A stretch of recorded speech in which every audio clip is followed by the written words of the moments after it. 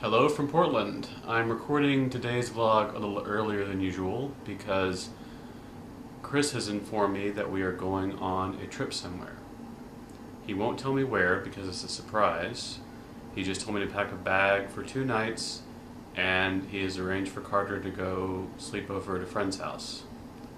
So I don't know what's coming. He did tell me that I should pack something nice to wear. And our standards of what constitutes something nice have changed quite a bit. I used to actually wear suits and ties and things when I was a lawyer, and now something nice really means a shirt with a collar and pants that aren't made of denim. So Portland has a pretty loose dress code. You see people wearing what are really pajamas, but we've all agreed to treat them as though they're dressed.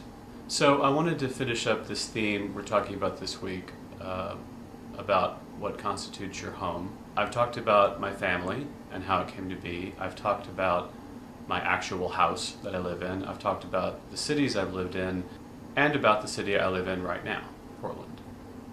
And for the last video, I want to talk about home in kind of a broader sense. I made a joke when I first moved to Portland that I really had not so much moved to Portland as I had moved onto Facebook, because once I was pretty far away from my friends and family, that's how we interacted. And I was kind of kidding, but also kind of serious. Like most people, I live a lot of my life on the internet now. And I think that's largely a good thing. I see a lot of people expressing doubts about it and how it changes social interaction. I think that tends to be overstated for a couple of reasons.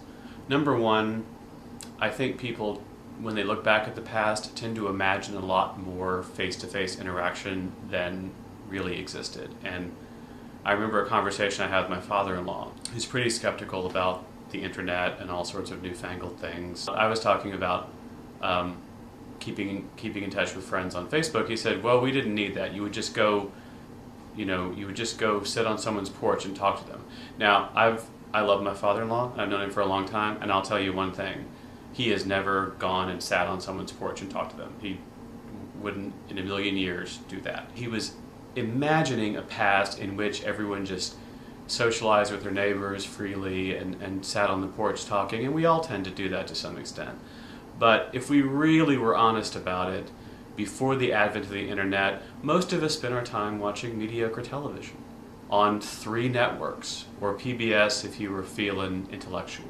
When people make fun of things like Instagram or Twitter, on the one level, sure, you can make fun of all that. There's all kinds of ridiculous, pretentious, boring stuff on those services.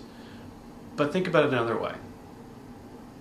We have a culture in which one of the dominant forms of recreation is to create things. And those things may not be perfect, they may not even be good. People maybe they're just taking pictures of their breakfast, but maybe they're doing something interesting with it. Maybe they're sharing something meaningful about their day. Maybe they're making videos. Maybe they're writing about their lives. They're sharing something of themselves. I think in the bigger picture, it's culturally more healthy than watching Laverne and Shirley. But it's not just a matter of sharing things you created. It's creating connections with people, with real people. People on the internet are actual human beings who have opinions and thoughts you may never have considered before. I was thinking about this yesterday, and I remembered some passages from a book called Howard's End by E.M. Forster, which is probably better known as a movie with Emma Thompson and Anthony Hopkins. It's a really good movie, but it's also a really good book and well worth reading. In fact, pretty much anything by E.M. Forster is well worth reading. There's a passage in the beginning where these 2 sisters who live a kind of sheltered life, and they're talking about this other family that's more involved in the world, and one of the sisters describes their world as one of telegrams and anger. And I've always thought telegrams and anger was a pretty good description of Twitter. From E.M. Forster's point of view, telegrams were this newfangled technology that was really stirring people up in much the way that online communication is new to us. Telegrams don't produce anger. Telegrams just became a medium through which people could express emotions that they've been expressing since we first spoke or scratched letters into a clay tablet. I'm positive that if you went deep into an ancient Babylonian ruin, you would find the equivalent of a troll. And Twitter is kind of that way. And online communication is also new to us. And we see all these powerful emotions being filtered through it and feel like somehow the medium is creating those emotions. It's really just a way of expressing them.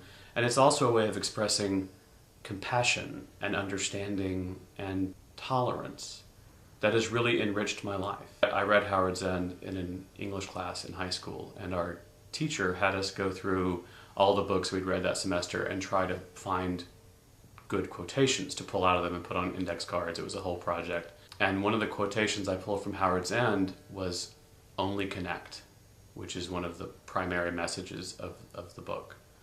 And at the time I thought, that's probably too short to be a good quotation. It's only 2 words, but having read the book a couple of times since then, it really is the most important passage in the book. Because ultimately, whether we're dealing with people face to face or online, we want to connect. So I'm off to get ready for my secret trip. I'm hoping I will have access to the internet wherever we are so I can upload vlogs over the weekend.